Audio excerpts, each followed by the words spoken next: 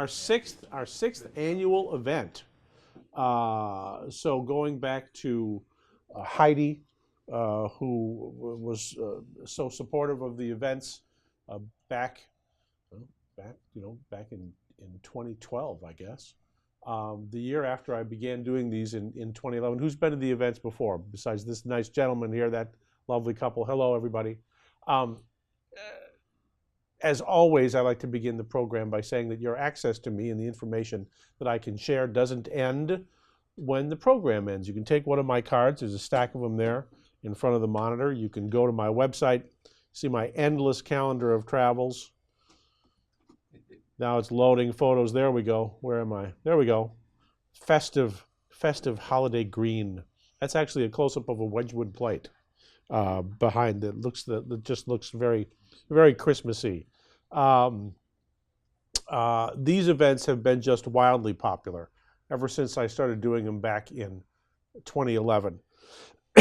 And part of the reason for that, I think, is that people like the fact that this is not a shopping trip for me. I never offer to buy or sell on a commission at any of these programs.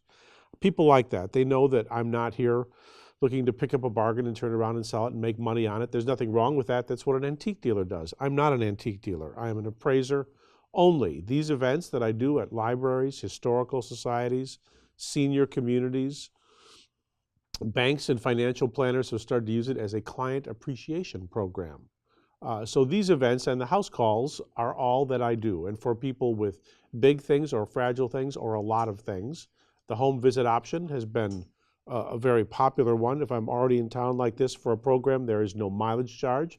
It's just $75 an hour. We can do an unlimited number of items in that time. So if a home visit is something you think you would benefit from or enjoy, again, you can take one of my cards. You can see when I'll be back in the area. I'm already completely booked for 2019, including many stops in Minnesota. And I have, I think, 20 plus events booked for 2020 already.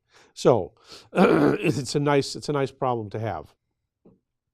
But if you do have things that you want to sell, and I know many people do, I'm always happy to point folks in the right direction, either to a good local or regional auction house. I have a lot of collector and dealer contacts, and of course my colleagues on Antiques Roadshow. And for the 9th year in a row, the nice folks at WGBH in Boston invited me back on the Antiques Roadshow tour. I'll be just as curious to see the results of their 5 stops this year. All the stops were outdoors. They've never done this before. And so the new programs will begin airing any day now for the 2019 television season. I'll be just as curious to see the results because I was not able to join them this year. I was too busy booked with my own programs. But that's okay. You know, I love being on Antiques Roadshow. I love being part of the gang, but as you may know, we don't get paid to be on Antiques Roadshow, and we have to pay all our own travel expenses. So what do we get? We get the visibility and credibility of being part of a wonderful program. Not a day goes by that I don't get a phone call or an email or as a result of being listed on their website. And we get to be on TV. That's fun. So we'll talk more about Roadshow during the program today. People often ask how I got started in this crazy line of work. Like many of you, I began as a collector back in the 1970s. In the 1980s, I was a part-time dealer. My full-time job was I was a mild-mannered newspaper man. I was a reporter, an editor for papers first over in Green Bay, and then for most of my career just down the road at the Post-Bulletin in Rochester for about 24 years. But I was always involved with antiques on the side, working at auctions and antique shows. In the 90s, I started writing antique reference books part-time. And I quit the newspaper business in 2002 to write the books full-time, and I've written 27 books on various antique and collectible categories. My books are all out of print now. I thought my book writing days were over, but my publisher called me last year, and he said he wants a book on downsizing. The magic words I hear on all of my house calls. The kids don't want this stuff. What are we going to do with it? So we'll see. That may be that may be a project for 2019. No matter how many of these events I do, I never know how much I know until I am presented with a question or a puzzle or a challenge. So let's see how much I know. First up, Lynn Gorman, or Gorham, excuse me. Oh my. Okay.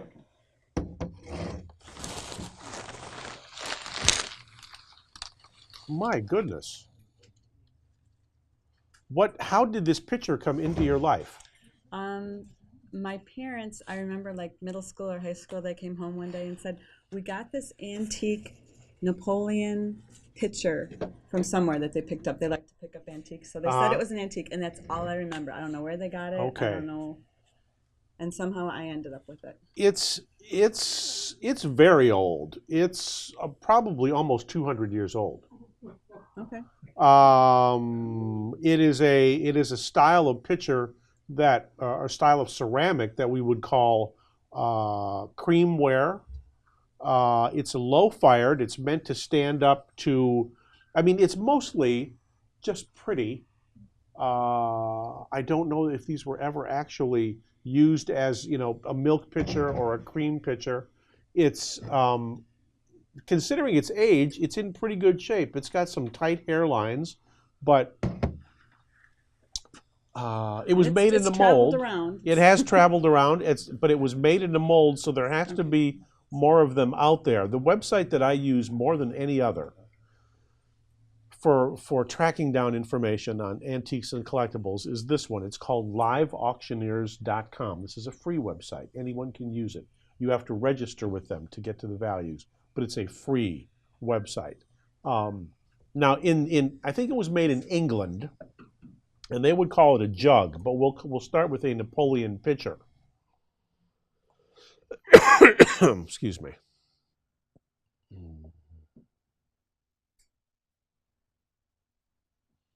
See, I have a feeling that the term here, rather than pitcher, is jug, but we'll see.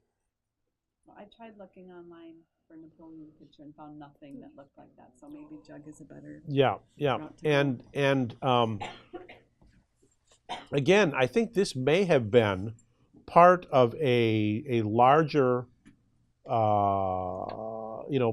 place settings.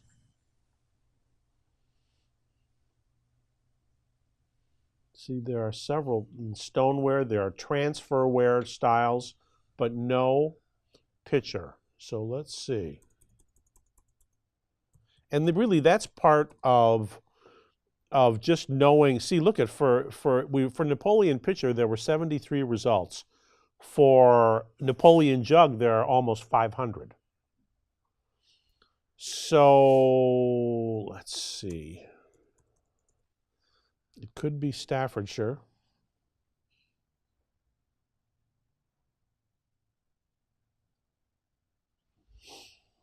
Light green, Alfred M. Evans, Toby. Well, this is not a Toby. Here's a transfer design. That's the same one we saw earlier, 300 pounds. There's a set of them, 190. These are Tobys.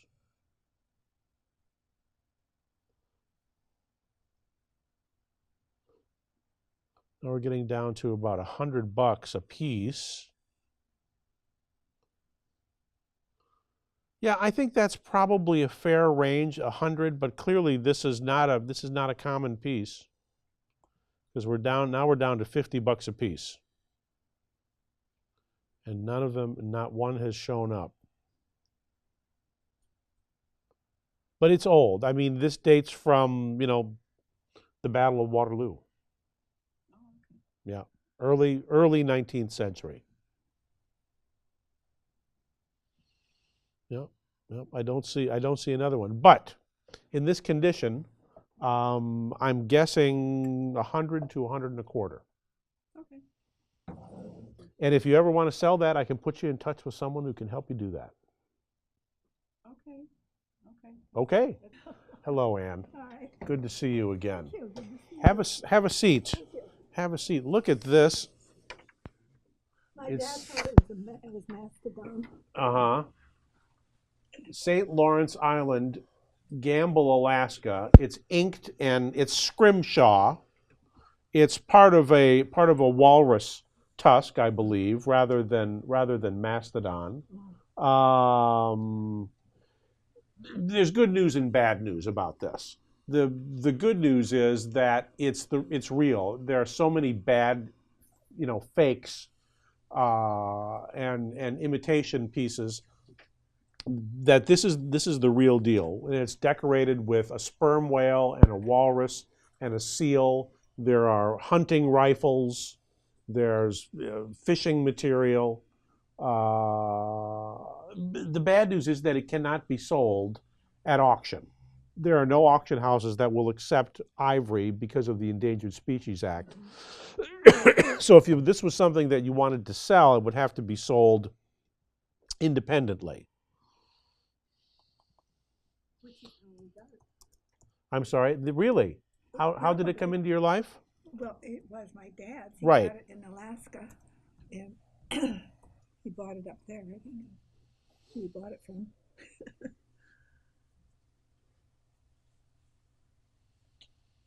For instance, in January of this year, here's a really, really fancy, it's a cribbage board, decorated with bears and seals and other little things in here. I can't tell what they are. $550. Now, it's possible that this is a pan bone.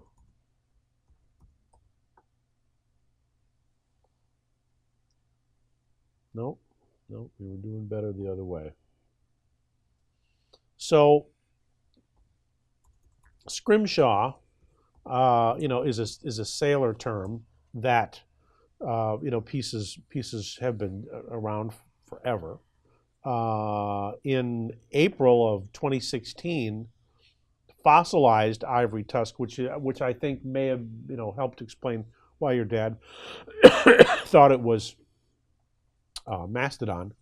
There's another one, fossilized walrus tusk, multicolored, sold for $1,600, and in great condition, 17 and a half inches long, so half again the size of this one. A great piece. I would say though probably $400 to $500. Oh yeah, it's in fabulous condition. Great. Good. Thank you. Thanks, Ann. Yeah. This is very, very old. This is fossilized tusk or bones. All same source as the other? Yeah. Okay. Yeah. It's interesting that pieces like this have amazing uses today. There are luthiers, guitar makers, who use fossilized material like this in a fretboard or inlay on the top of a guitar. This, I think can be sold, at least privately. I see people make knife handles out of it. Knife, absolutely.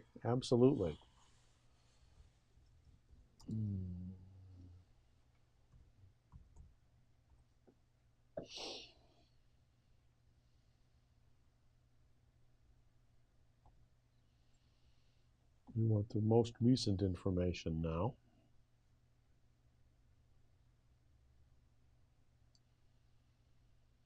Cane handle, that's interesting. There's one. Here's a piece. Fossil elephant tusk section, Cedo Inland Sea. There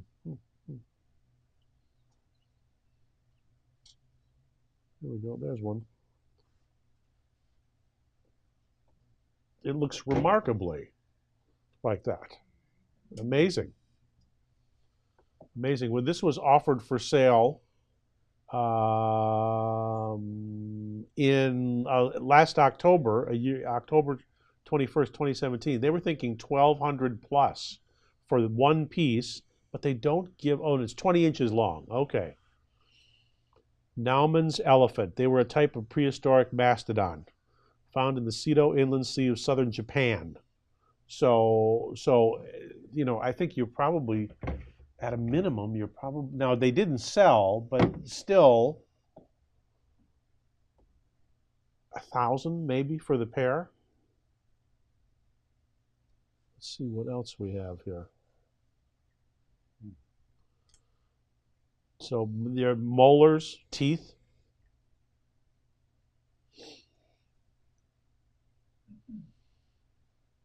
There's one sold for $175, but you know maybe that was just too ambitious an estimate. Mammoth ivory, yeah. Here's a collection that's all carved though, small pieces. I think retail. What does that one sell for? Didn't sell. A baby woolly mammoth. How do they know that? There it is. 20. Oh, well, see, that's silly. 25,000. But Artemis Gallery, they're in Louisville, Colorado. They do a pretty good business.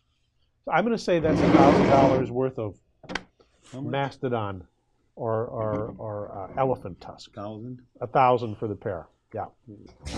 Well, that's a pretty. That's pretty. We can come along if he wants. So where'd you get this fancy bowl? It just came from my mother-in-law's stuff after she passed away. Okay. It's interesting. The mark on the bottom is the letter W in a star in a spider web, and that stands for Whiting, the Whiting Company. Okay. So Whiting made silver. They also made silver plate. This has a style number on it of 134. People often say, "Can I polish it?" And absolutely, you can polish it. The thing to remember, though, about silver plate is that the plating is it's microns thin, and if you use an abrasive polish, it'll take the silver right off. So just make sure, and you can absolutely polish it up. It's a little all-metal bride's basket as opposed to the ones that have that drop in a little glass piece. So what we're looking at is a Whiting silver plate footed bride's basket. So you wouldn't use a cleaner to clean it? I would make sure that it was a fine cream.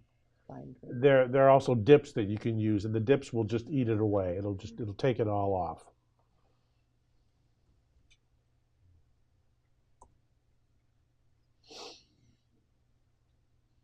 See, a lot of these are sterling pieces. There's Whiting. Let's look for silver plate, because that's too many.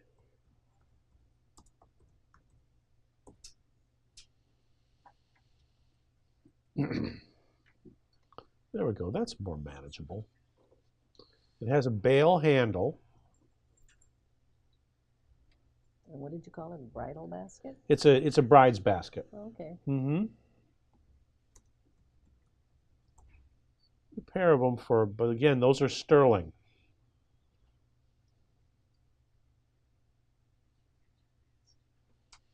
It's had a little bit of a hard life. It's got a few little dents and dings in it, but it will clean up beautifully. If you saw it in an antique shop, it would be $50 or $60, I would think. Sounds good. Thanks for bringing it. Thank you. Okay, that's a fancy lamp base. I have a few. These often came in pairs. How did this come into your life? Our son was joined the Army, and he was in boot camp down at Fort Sill in Oklahoma. Uh-huh. And we were down there visiting him, and then we drove around and saw this little shop there. So we stopped in there. And What kind of a globe or top does it have? Is just it a regular light bulb. okay? Yeah, yeah. So it doesn't have a globe that fits in here or any kind of a shade. Okay. Well, you can see the screws. Yeah. So but it didn't have that when you bought it. No. Okay. No. Well, it's made out of what's called spelter. It's pot metal. Okay. It's very lightweight for what you would think would be a massively heavy, because it's not magnetic. So it's a spelter lamp base in a kind of a Rococo style. It's pretty busy. The style is late Victorian, but it was made in probably the just post-war, late 40s, I would think. What's that yellow stuff in the hole then on the That's just some, part of the? yeah, that's just some of the residue from the gold plating on here. And do you remember what you paid for it? I think about $15. That was fair. There's still a little upside. What I want to know is, what did the shade look like? You could get just about any kind of, you know, clear or frosted shade to put on there, even a globe, a round globe. Okay, yeah. That would complete it. But as it is, $15 was a fair price. I don't think there's a whole lot of upside to that. Yeah. If someone offered you $20 for it, Take you it. should take it and run as fast as you can. Yeah. Okay. Okay. Good. Thank you. You're welcome. Ooh-wee. Okay. Earrings to match. There we go. Garnet. Yeah. So we have a really wonderful, probably late Victorian, probably 1880, 1890 Victorian ring and matching little pierced earrings. Oh gosh, they are just gorgeous. Where did you get these? My mother purchased them in Munich, Germany in 1934. Garnets have kind of had a resurgence in popularity. Really? Yes, yes. So what we have is a really wonderful garnet ring. The mounting is good quality. I think it's a low carat gold.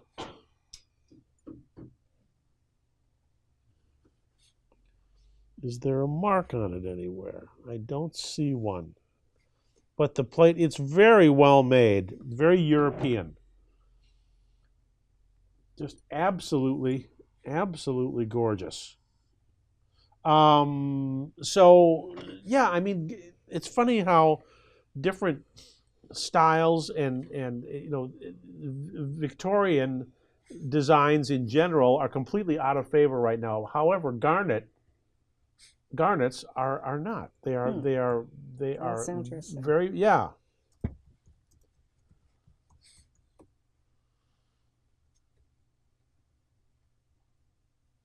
All right, so we want to change this to just Victorian.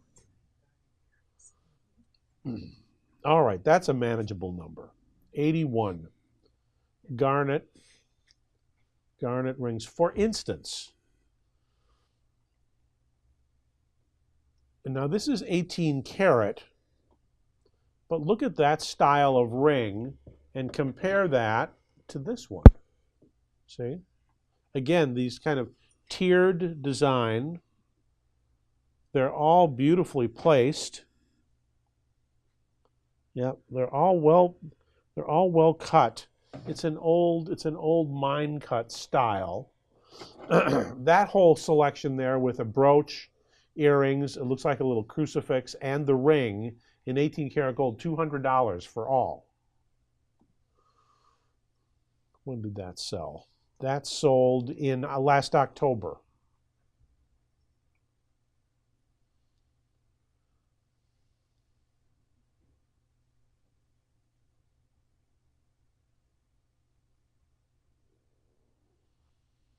For instance, here's another one. A whole suite of very similarly styled ring, earrings, and a bracelet. See, and look at the clasp on the back of those and the clasp on the back of that. They're almost identical. They've got a little catch there. Yeah. There's the ring. 14 karat. See, this is not, I don't see a carat mark on here, but I think it's a low carat gold. And there's the bracelet. And the whole set sold for $400. So I think at a minimum, you're looking at $125 for the whole set. I'm sure that it was part of a suite. So you probably would have had a matching brooch at some point, you know, bracelet. And then you got I don't think she ever did. Yep, necklace. So all that's left is the earrings and the ring. But Yeah. do you ever wear them? No, I don't, because I don't have pierced earrings, Oh, but I okay. want my daughter to wear them if she wants to, but she has a nickel allergy. Yeah, and I'm wondering if that's these really can- common. Yeah, I wonder if these can be coated or replaced. I or- think they look like they're gold. I don't think you would need to worry about You don't nickel think so? there. But you know, it would be that's a very common allergy. I know. Okay, yeah. So I'm going to say 100 and 100 and a quarter for all three Okay. pieces. Okay, Okay, thanks. you're welcome. Who's your friend? I don't know. Well, it's signed here. Mhm. It's signed here. It says Anita Claire Martin is the artist. So how did this girl come into your life? Oh, I found her at a thrift store Okay. in Yucca Valley, California. So it's a piece of pine or fir, hand painted. It's a caricature of a big-eyed blonde with big dangly earrings. The date I'm thinking is probably it looks very 1960s to me, doesn't it? Don't you feel like that too? But I don't. Have you done any research on Anita Claire Martin? The only thing I found, she's one of the Little Rascals, a minor character in the Little Rascals. Really? Yeah. Really? Not like Darla Hood. No, No. not that. Not that famous. No. I always had a crush on Darla Hood.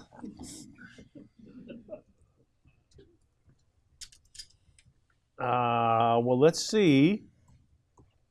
Is there anything else out there by Anita Claire Martin? No. I think I got it spelled right.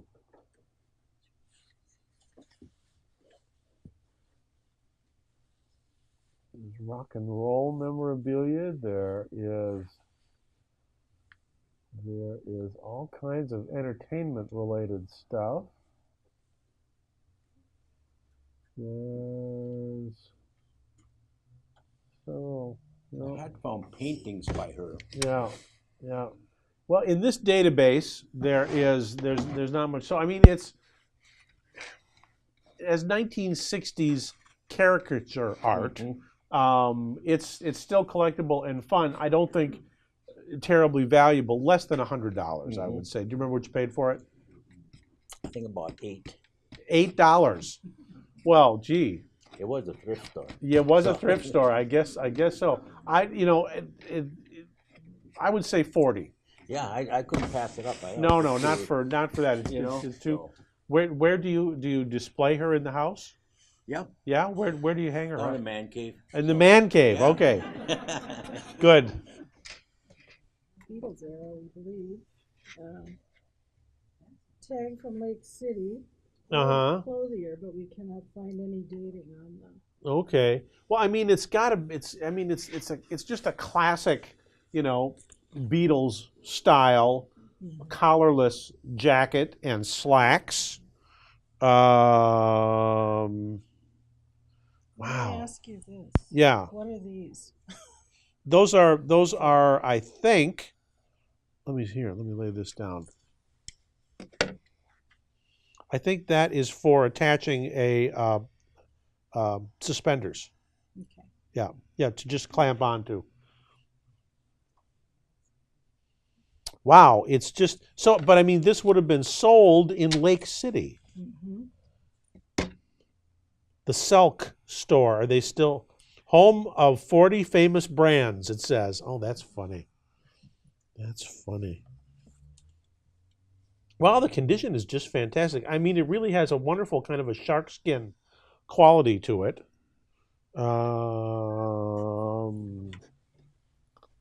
I mean, if Paul McCartney's going to be playing in Wisconsin this year, No. He's going to be in Madison and he's going to be in Green Bay. Okay. If you showed up or if he showed up wearing this at the concert, I think Paul, someone's going to get on stage and sing with them too. Someone in the audience. There's a contest going. How cool would it be to have someone wearing a sharkskin suit that looks just like the ones that they posed in? That the Beatles posed in. How cool would that be? All right, so these are all shagreen. Oh my goodness, they're trying to sell that.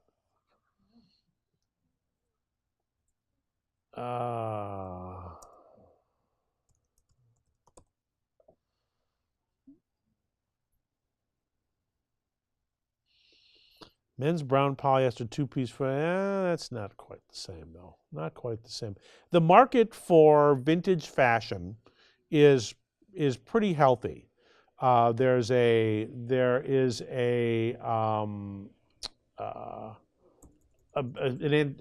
flea market in Chicago in the West Loop called Randolph Street Market, and there's the boys wearing their famous collarless suits.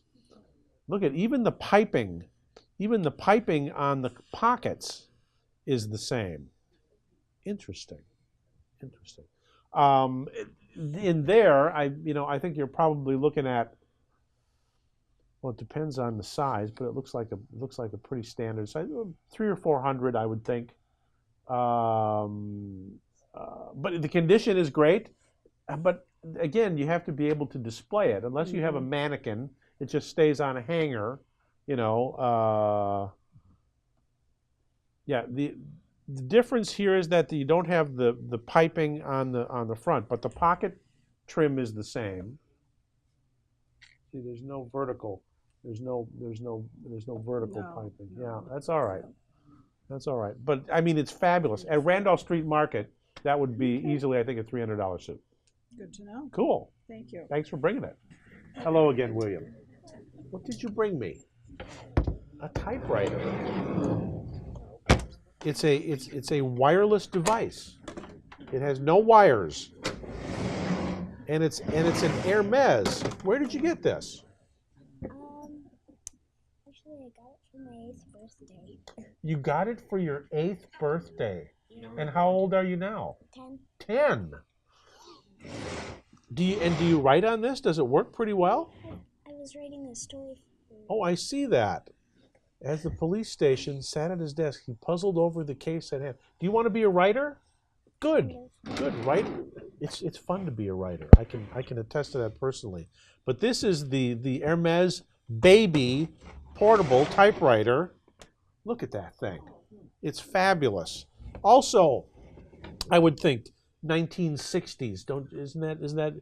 Have you done any research on Hermes? I mean, I think of Hermes as a designer of clothing. Spelled, at least it's spelled the same way.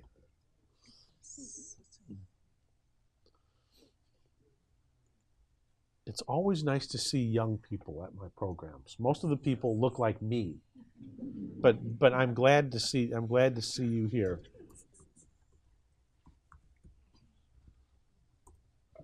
How many, is there another Hermes typewriter? There is. There are 48 of them. My goodness, I've never even heard of Hermes typewriters. Can you see this, William? Look at these. Look at all these here. Yeah, come on over here. Now, what's this one? Because it's got this nice, right? It's got this nice metal cover. It does kind of look like that one, doesn't it? See, now there, right there, it says Hermes. Oh, with the official Davy Crockett Frontier pouch. What is all that? What is all this junk? Okay, there we go. There's the typewriter. Yeah, I think that's it. Now there's something else. There's another mark over here, but otherwise it's the same. It has this same red trim line.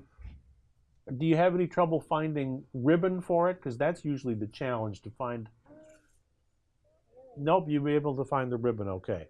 Well, this whole collection of all this other stuff, that whole collection sold for $30 with all this other see, that's it. Look at there.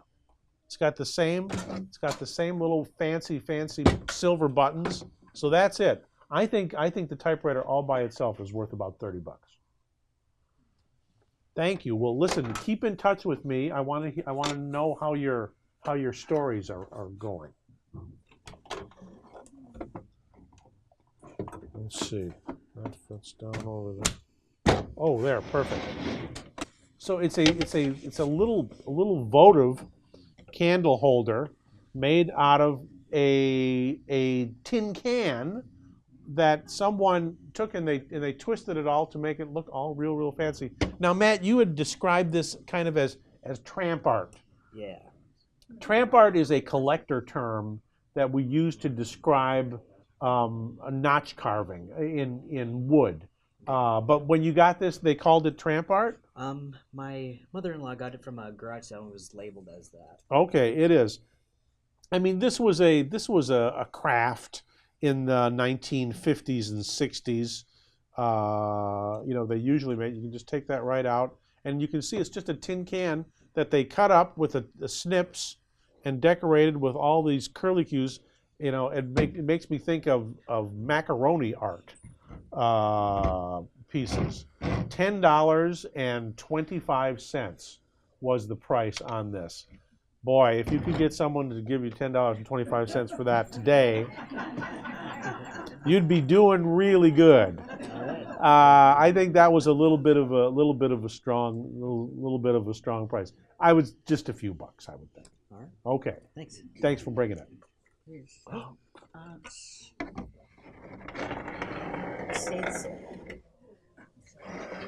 That's pretty cute. Pretty cute.'s Buddy Lee, right? Did you know that? No. Oh, okay. So Buddy Lee was an advertising character that would come in all kinds of different outfits. Now he's wearing little Lee bib overalls. He's a composition doll. Composition is a term that we use for doll parts made in a mold using sawdust and glue and rags and ground up bone and all kinds of different things. This Buddy Lee is pretty darn cute. He's got a little kind of a t-shirt underneath, but they came in dozens of different outfits. So this is Buddy Lee in just the regular bib overalls. I just want to see if we can get. That's all right. We'll leave him there. He's okay. He's well supported there. The issue with composition, though, is that it tends to crack. It does not age very well. He's a little bit grimy. He could use a little cleaning. But there are almost no doll hospitals left anymore. It used to be that when your doll got dirty or was damaged, you could send it off to the doll hospital, and they'd clean it up and send it back to you. The doll hospitals are almost gone now. In fact, I'm hoping that someone will let me know where there is a good doll. There used to be a good one in the Twin Cities area. So what we are looking for is a Buddy Lee. This one is wearing just bib overalls, but wait until you see the variety of these dolls here. All right, so there he is with a pocket. He's always glancing to the side. There he is, little striped overalls, good condition. $60 for that one. There's the Lee, right? 13 inches tall.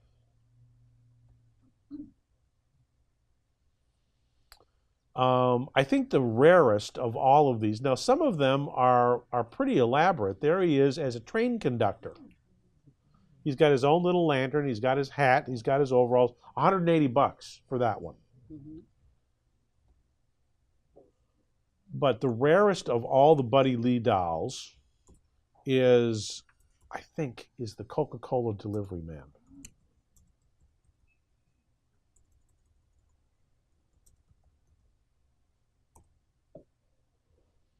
Look at that. There he is in his little suit. There he is.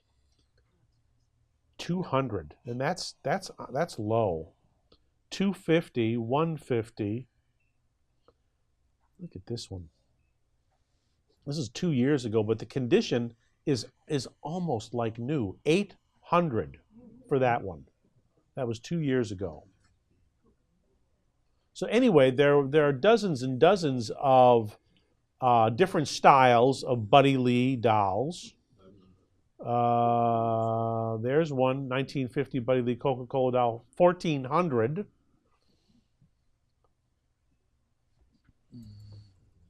So if we just look for a Buddy Lee composition,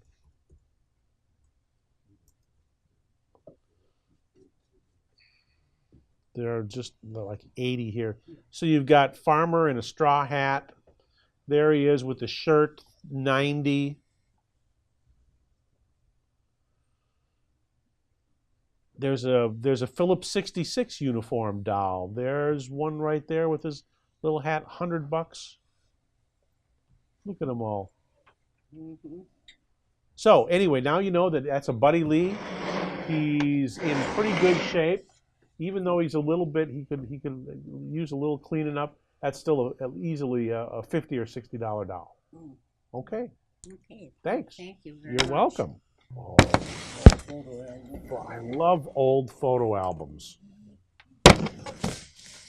Celluloid covers, 1890, I would think. This one has kind of an Art Nouveau design. Is this your family? That was Okay. my grandma's. When she died, we found them in her apartment. Okay. These are called cabinet photos. Oh. These are all about 4x7. Oh. They have, oh, that's a great one. Look at all the hats. Wow.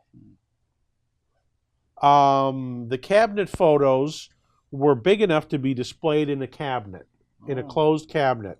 And so that's how they got their name. They were replaced eventually by what we call the CDV, carte de visite, visiting card size, which are, just a third of the size of the cabinet photos. When they're just folks, when they're just people, they don't have a whole lot of value outside the family. There's one with two little babies in a chair next to a little girl. Every once in a while, you'll see a picture of a baby like that, and you'll see two disembodied hands coming out from behind, holding it in place, making sure the little deer doesn't tip over. Oh, now that's great. Guys with bicycles.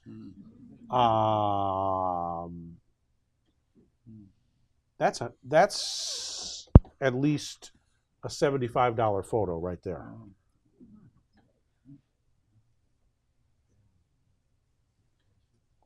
Yeah, when they're just folks, they don't have a whole lot of value unless it has some extra. Now see, there's the holders for the CDV style. The CDV size. There's nothing in there. Okay, good. So the albums themselves don't have as much value as the images inside. Now let's see here. There we go. Carlson. You could have guessed that and there's Yalstead. Yeah, a lot of them are missing in there.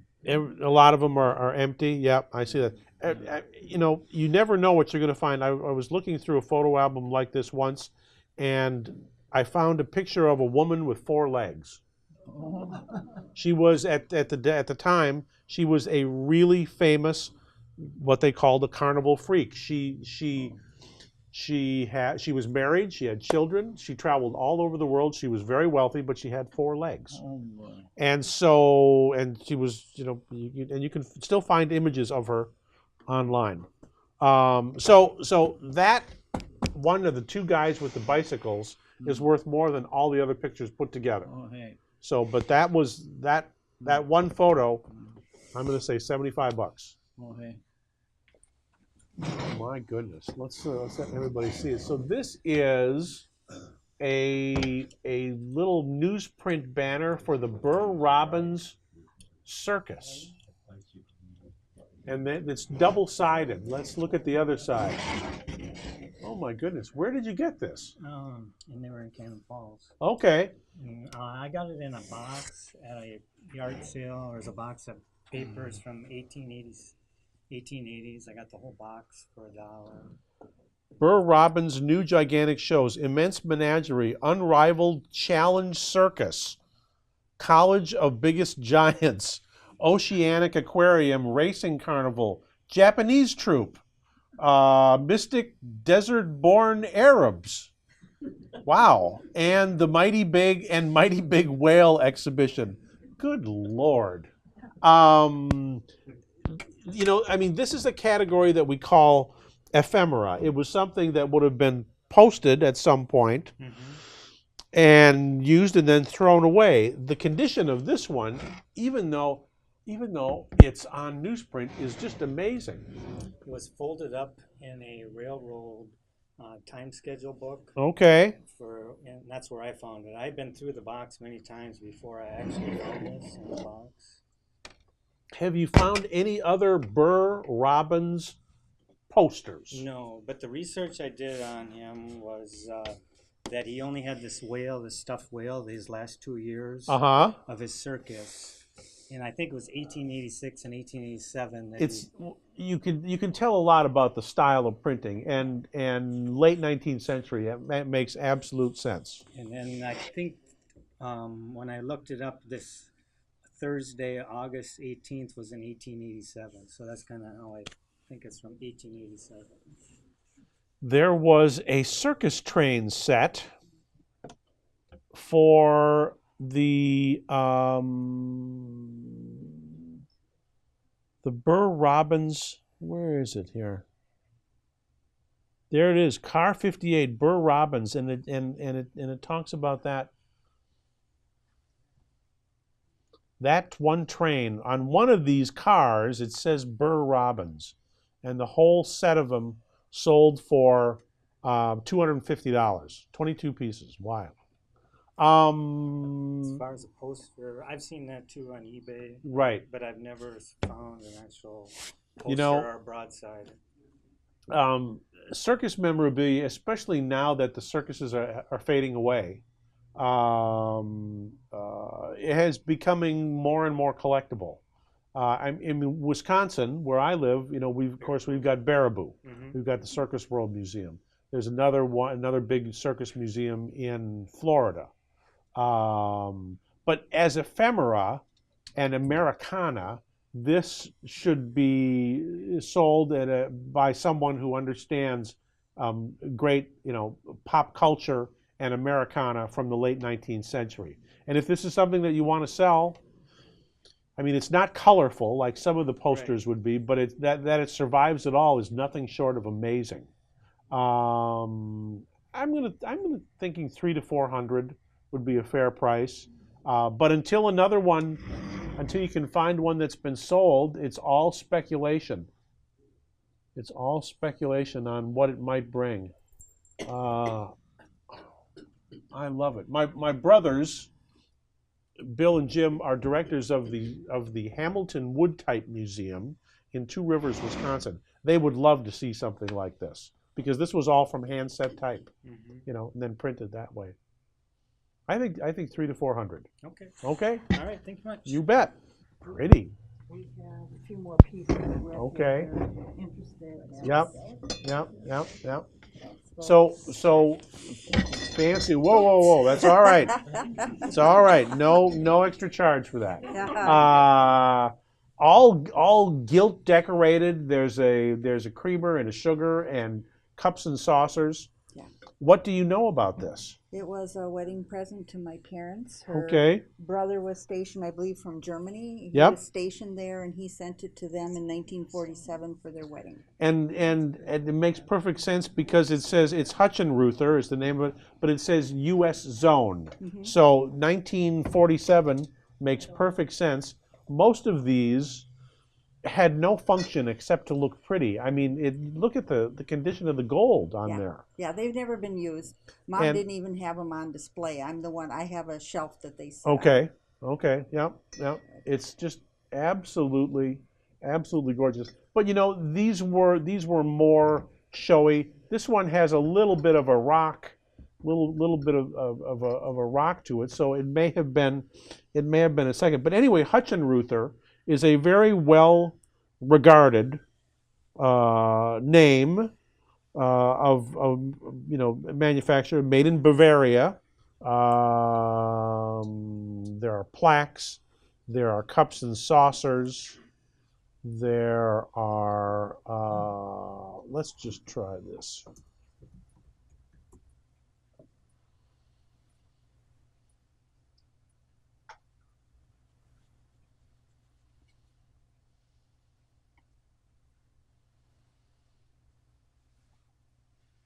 Yeah, I mean, this would have definitely have been tea rather than cocoa or chocolate. Look at the profile on this. It looks like the same teapot, different design. Yeah, pretty close. A little scalloped on the top, gilt decoration. This is a demitasse set, where this is a full size, cups and saucers. Also, little gilt-footed piece.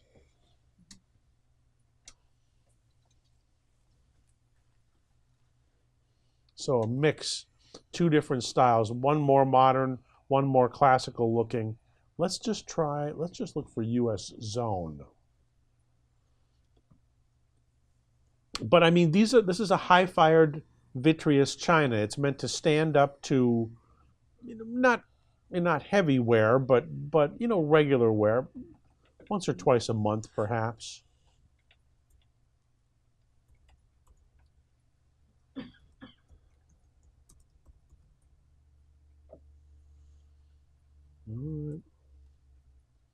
They did figures. They did pretty girls. They did. Look at this. 5 years ago, set in sterling, that whole set with gilt decoration, $700 for the whole set. The other set that we were looking at was $60 for the whole set. That's probably about right for something like that, because again, it ceases to be used for its intended purposes. It just looks pretty. Right. And most of them had no function except to look pretty. And they do. They look great. Here's 92 pieces of Hutchinruther marked US zone. And again, this is a transfer design, so the design is laid on like a decal. Oh, there we go. Bavaria, right? In Selb. There we go. $175 for 92 pieces. Service for 12. So whatever you're doing, keep doing it because it's in great condition. Okay. Okay, thank you. Look at that. Mom and cubs, and someone in the background. Philip R. Goodwin. Let's see what the back looks like. Oh man. Red Green would be proud of the taping job. I didn't do on it. the back of this picture. Where did you get this? Where did you get this? I got it from a friend. Okay. He got it down in Red Wing at the airport. There used to be a bar there. Okay. They had an auction. That picture was in there. Okay. And he said, that's the ugliest thing I ever seen, he said. He says, you can have it. I said, okay, I'll take it. All right. Well, it's the original was a painting by an artist named Philip R. Goodwin. This is a photomechanical print. It's a picture of a picture. If you look at it under a magnifying glass, you'll see that the image is made up of tiny. Here, you take that, look at it. Look at the bear right there. Can you see the dots? Tiny, tiny little dots. Okay. Yeah. When you see that dot matrix, you know that it's a photomechanical print. It's a picture of a picture. So they took the original painting, they photographed it in such a way that it could be reproduced. And it's also been in the sun, because photomechanical prints that get hit by the sun every day turn this kind of greenish color. So you paid how much for this? Give it to me. It's worth. You paid nothing for it. It's worth 10 times that. So it's still worth nothing. It's still worth, yeah. Decorative value only. Yes. I could give it to my great grandson. You absolutely could. I'm Okay. sure It's the Three Bears. Yes. Yeah, and two guys fishing, they don't know what they're doing. No, they don't. Okay. Okay.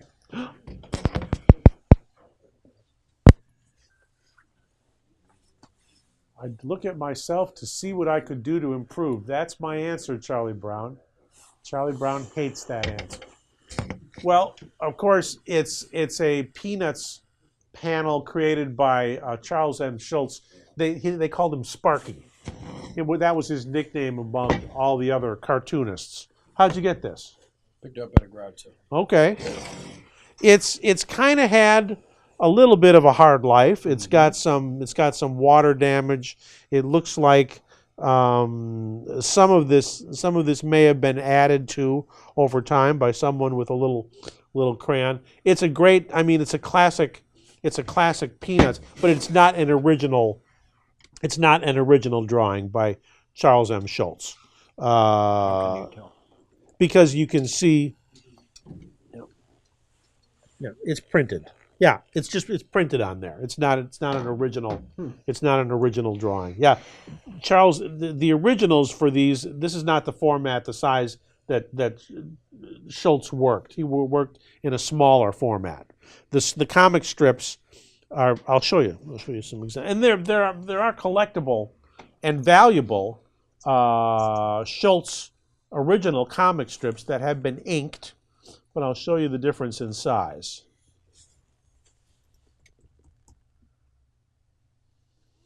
Okay, here is a drawing signed on paper by Schulz. Look at them all. They are very collectible.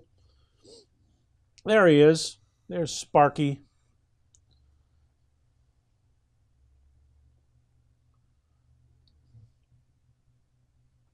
Here was a signed drawing on paper. About 7x9 for a single panel. But you can see that this was probably a store display for cards or something like that. What'd you pay for it at the garage sale? 10 cents. 10 cents. If you wanted to sell this today, you could double your money. It's worth more than Burl's. Yeah. Yeah. Considerably more. Here's a whole Sunday spread. And you can see they drop in the standard Peanuts, then he signs it. So this was a Sunday panel. And that measures 26 by 33. So that's close in size, but you can see that that's printed on there. It's not an original drawing. Okay. There he is, the greatest. The greatest. That classic pose. So where did you get this? Where did you get this? I got that at the Field of Dreams at the Mall of America when they first opened back in the Okay. 80s. Yep, there is a guarantee of authenticity from someone at the Field of Dreams down there in Dyersville. Okay. So there is a lot. I mean, this is late. You can see how Ali signed it. Yeah. Yeah, that looks good. There's a lot of Ali's memorabilia out there. This is a famous. I mean, what we see images on boxing gloves, on trunks, on robes, and on photos like this. So, what mid '90s, early '90s? When did the Mall of America open? I think it was maybe mid '80s. Well, the Mall of America though didn't open Mid '90s. He couldn't sign anymore. The land at '96. It was just describing him. Remember, he had Parkinson's then. Yeah. Oh yeah. Yeah. So this was way before that. Yeah. Okay. Well, I'm just saying if you got it at the Mall of America though, that I don't think that opened until after 1990. Yeah. Yeah. All right. So, what were they getting for these back in the day? I paid $600 for it, I think. Yeah, and you know, it all depends on I mean, here, for instance, here is the same photo with a note from Muhammad Ali, signed and inscribed. Ali, thanks for the help received from him paying for room rent. To send Eddie 88 in his hand. And that sold for €260. Last time I checked, the euro was about $1.15, $1.14.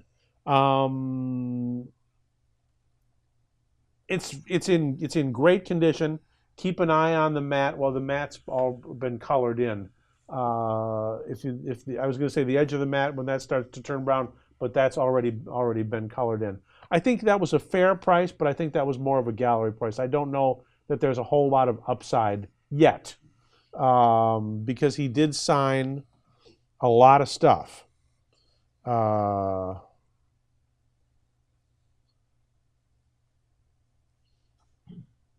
mean, there's another one, picture of him with Fraser also, and Fraser also signed $350. What's the top? What's the top price? Trunks, 1975 Ali fight worn trunks from the Thrilla in Manila. There they are. And see, that was signed late, but those sold for $130,000. When?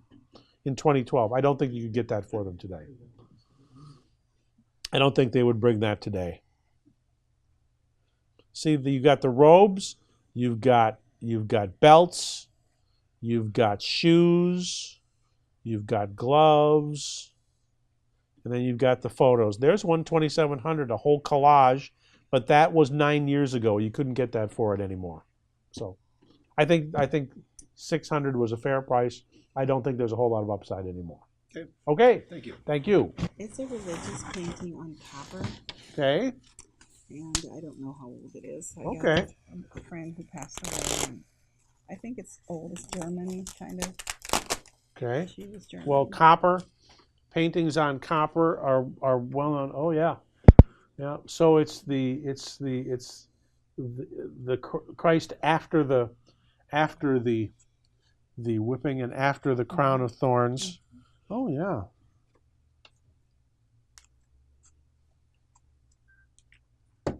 I just want to see how it was created. It looks like an original painting on copper. Yeah, wow. Yeah. Probably it may have been cut down from a larger image. You've got a one little piece there. The subject matter in general, religious art, does not command as high a price, even something as dramatic as this. But it's very, very old. I mean, it could be. Well, here, let's just see this. You heard there was a school of copper painting at the turn of the 19th to 20th century. Okay, I think it's older than that. Yeah, yeah.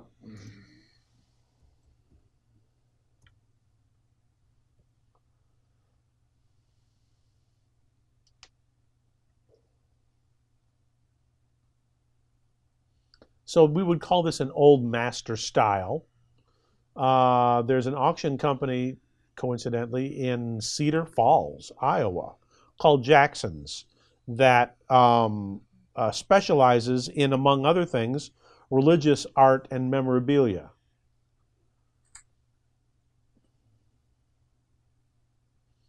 Italian school, 17th century. There again, also Christ with thorns. Oil on copper, 28 or 29 by 23 centimeters. What is it, 2.5 inches? So a little, half again as big, I would say. And this one sold in July for €2,000.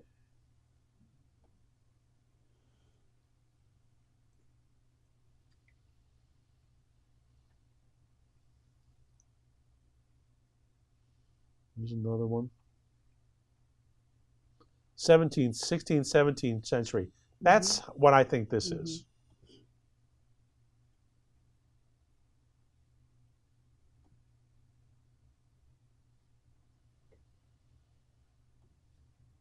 $500. How big? Tiny, just like this, like that big.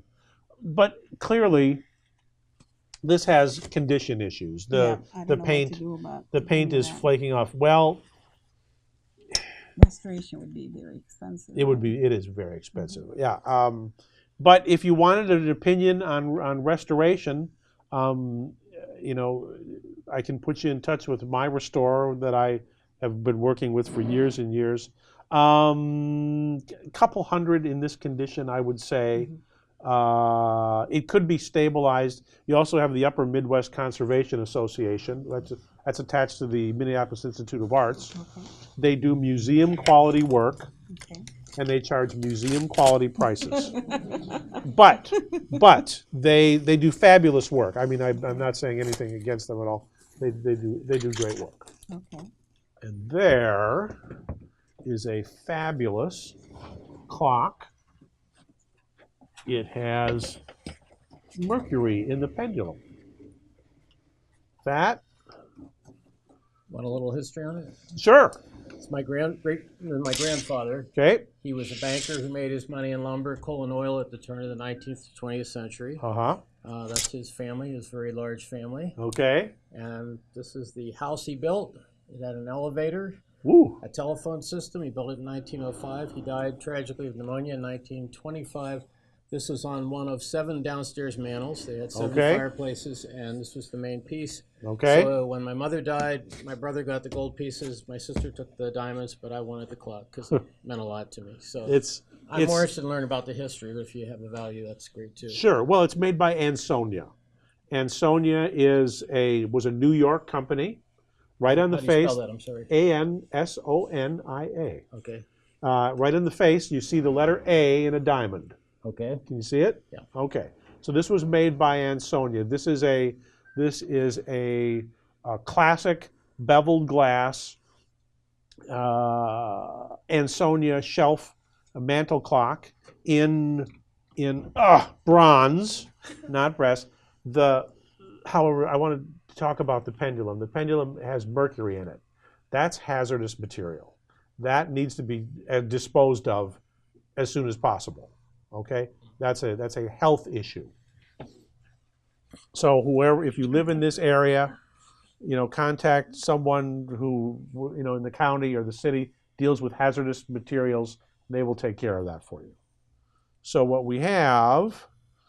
So would you recommend I would have somebody make steel rods of equivalent weight to keep the pendulum working? Not necessarily. The pendulum will usually run pretty well on its own. Even the mercury doesn't weigh that much. Okay. Okay.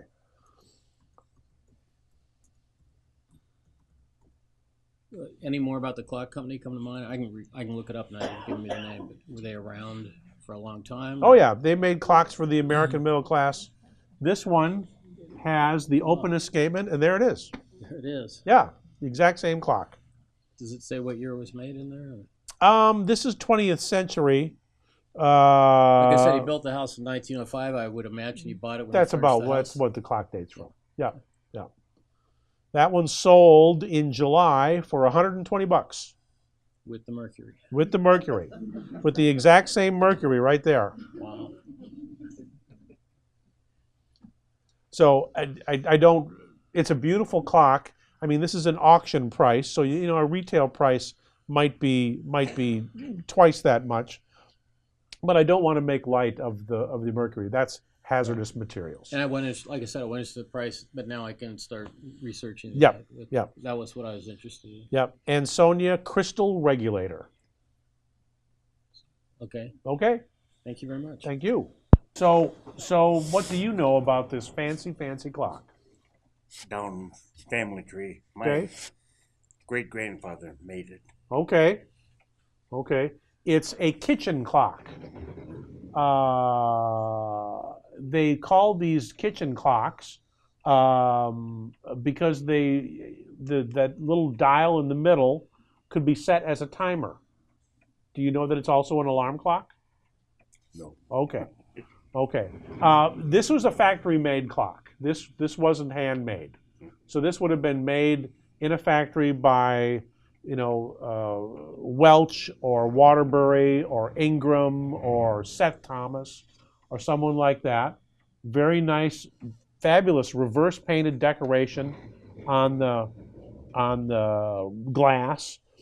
They call this time and strike. So there's one winding hole for the clock mechanism and one for the chiming mechanism. It's an 8-day movement, so you only have to wind it once a week. Does it run well? Works good. It keeps good time. Okay. The idea of having a chiming clock and the reality of having a chiming clock are two different things. Some people run them for a week, they make so much noise, they never wind them again. It started off that way. Yeah, right. No. So whenever you see a kitchen clock with a brass dial in the middle of the face, you know that it's an alarm clock. So this is oak, kind of almost like a Renaissance revival style.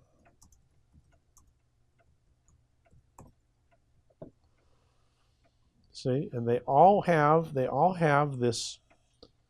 dial in the middle of the face. Now that's pretty fancy, and that one, Tommy Harris down in Marshalltown, Iowa, sold that one for $60. These used to be $150 clocks. That was a long time ago. Now they bring about half that, about $60 or $70. There's a pair of them that sold for $110. But see, they all have in the middle of the face that little brass dial. So the glass is in great condition. The clock face is worn, but that's okay.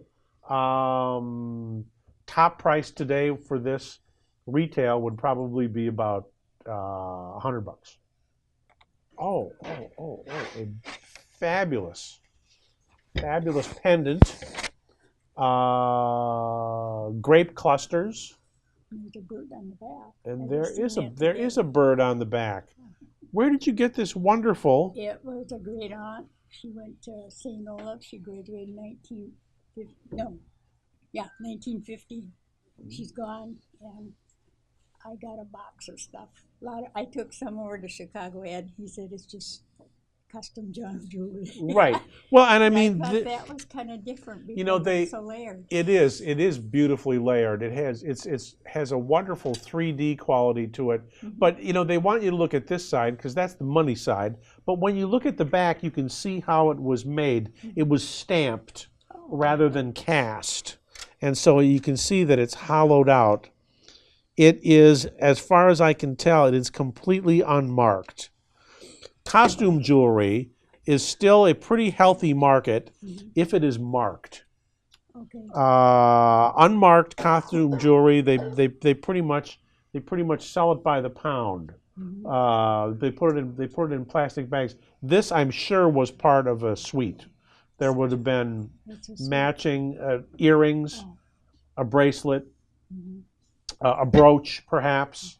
Mm-hmm. But this has a wonderful three-dimensional quality. So not only are there grape clusters, there are, looks like that might be like a pomegranate. There's also something else like a thistle or something, like some sort of blossom. Mm-hmm. I mean, some of the leaves are kind of crimped over and bent, and that's because it's so lightweight. But the date is around the turn of the century. Okay. I think probably 1905 or thereabouts, maybe 1910. But because it's costume jewelry and unmarked costume, at most maybe $10. Oh, okay. Okay. Well, I got it free. Yeah. Okay. You wear it? No. Oh, it's very pretty. I've been trying to point it off to my kids, but they don't want it. The kids don't want this stuff for some they reason. don't. It's a horsey. It's a little horsey pull toy, paper mache. Oh, he's wonderful. Where did you get this wonderful horse? Well, I believe it was my dad's. Okay. I would say somewhere around 1930. Okay, I think it might be a little earlier than that. It could have been his older brothers. Those tiny, tiny little wheels. Look at that. I mean, today we treat these as sculpture. So this is a circus horse, pull toy, paper mache, wooden legs. Yeah, there's the hole for a string. I can't imagine pulling this very far because it just wouldn't go. But it's just great. It's just great.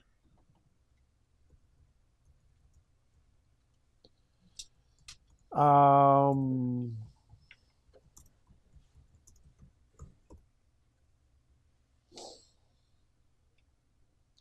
mache, not macho, mache. There we go. And see, they all kind of look alike. Look at this guy. 19th century horse pull toy. See? Hand painted, kind of a, this is also dappled. That's a little tiger maple base though. 200. When did that sell? Last April, a year ago, April. There's one. German pull toys and puppets. Look at that guy. And that's in tough shape. Those tiny, tiny little wheels. That whole set sold for $550.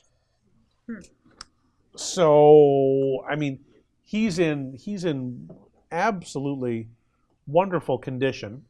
He's missing an ear. He's missing an ear, but that's okay. That's okay. See, a lot of them are the same dapple gray. See that one right there? $80. There's another one, $100. So I think at least $100 for this guy. He's just absolutely wonderful. Okay. I have 3 pots that Okay. my grandmother got in the 1930s. Mm-hmm. And I'm going to put them all up here, and you can Okay. tell me which one you want to tell me about. Okay. She and my grandpa traveled to southeastern U.S. Okay. And we think it was in Yeah. the 30s. Yeah. This is Mexico. That's a tourist piece. That's very, very, very inexpensive. This is very heavy. And a little bit later, that looks like Zuni. But this one is, you knew that. You already knew how wonderful this is. So this should be signed. I don't see a signature. So I mean, this is a double wedding vase, hand decorated. These are not thrown pots. They make long coils of clay, and they build them up, and then they shove them into piles of burning dung to fire them. So this is a wonderful Southwest double wedding pitcher or vase. But again, this one, it's quite heavy. Many of them are just feather light.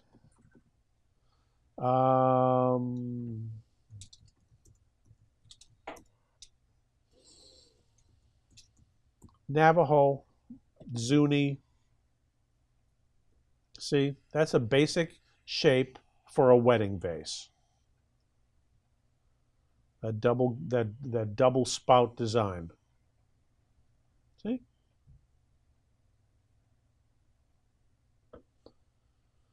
Would this have been a usable pot or for the tourist trade? No, these were presentations for, these were typical wedding gifts. And some of them were for the tourist trade. These two were, definitely. This one is a little better quality. A little better quality.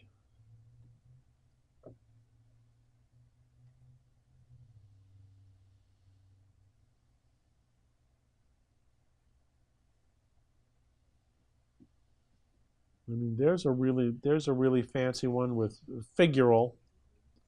Anytime, any figural piece you see, for instance, those are usually pretty good. But there's a lot of them out there. There are many, many variations.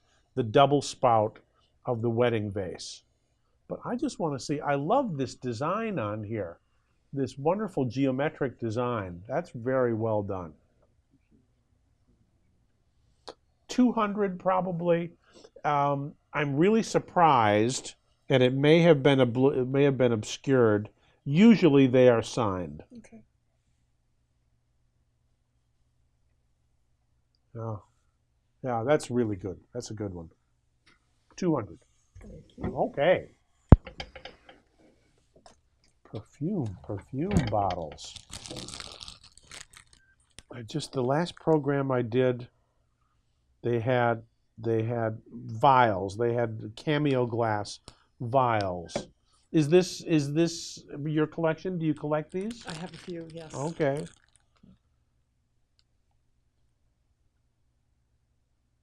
Shocking de Schiaparelli. Wow. And I love this one, the one in the form of a little English cottage. Devon violets. Smells nice too. So why perfume bottles? Oh, I don't know. They're just pretty.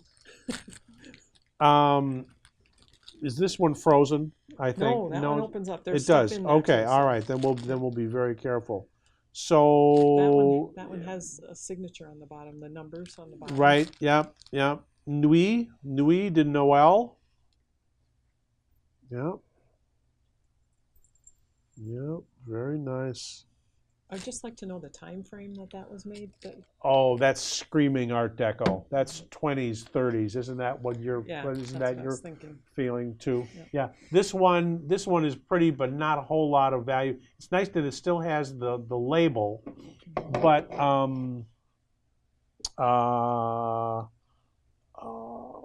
do you have any of the vials? Any of the cameo? They're tapered. No. Do you know? Okay. Well, I'll show you what some of those look like. All right. So this is. Oh.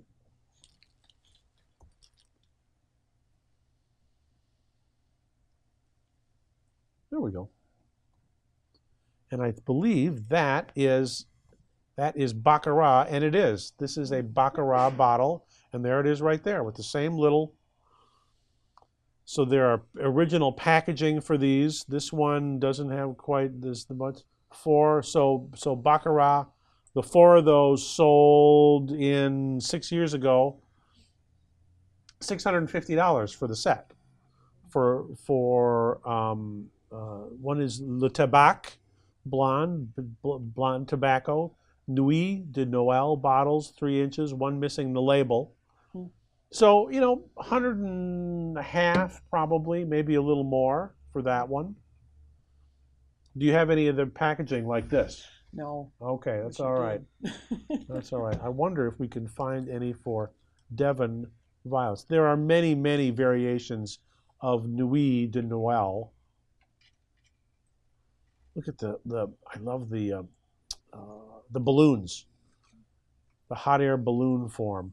That's very cool. There's another one there. There it is right there. So how do you know that it's an old one? There's a way that age sits on a piece, and you can also see the design of the label is absolutely right. Okay. Yeah. So let me just see.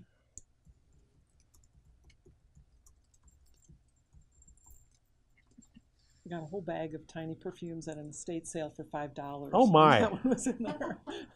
Oh my! Well, I mean, this one says Devon fragrance of Devon violets. I love this. I love the box, and I love the fact that it's in the shape of a little cottage.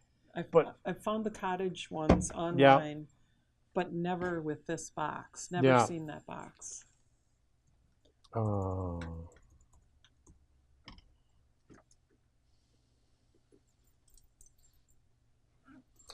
There are several here, but not with this box either. Yeah, I mean, if this one sold is worth 100 and a half, that one to an advanced perfume collector, 200, maybe a little more. What do you think the age of that one is? That's hard to tell because that label on the top doesn't look terribly old. 50s or 60s, I would think. Oh, they're great. Anything figural, anything in the shape of a, you know, a bird or a house or an animal or something like that. That will always have a collectible market. Okay. Cool. Thank you. Thanks for bringing them. My mom was Pat Rabine, which, yeah, so she inherited things from generations. And this one, I think, was, it belonged to her, to my great-great-grandmother, who was the wife of Wilbur Schofield, who started with his brother Schofield's drugstore back in the 1860s. There is a label here on the bottom, but it's very hard to read. That's my problem. Oh, is the pottery, something pottery. I can see the word pottery. And there's a blue stamp, a blue ink stamp. It's really blurry. It is. But, it's very blurry. That's have okay. a All right. local antique expert, Okay. Chuck Drometer, took Good. a look at it. Oh yes, Chuck was used to be at the Countryside.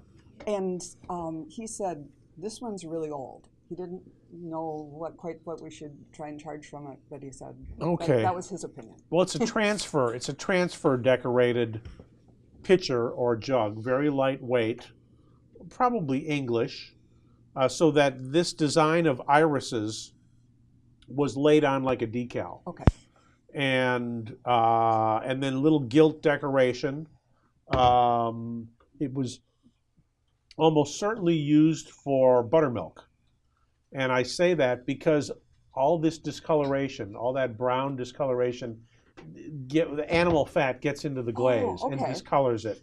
And so, I mean, it could have been milk, but I think there was a high fat content in that container. So it is a cobalt decorated iris pitcher. Now those are Majelica designs. This is a transfer.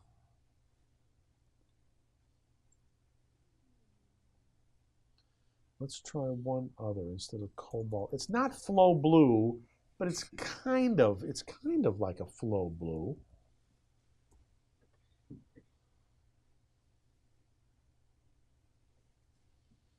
See, compare.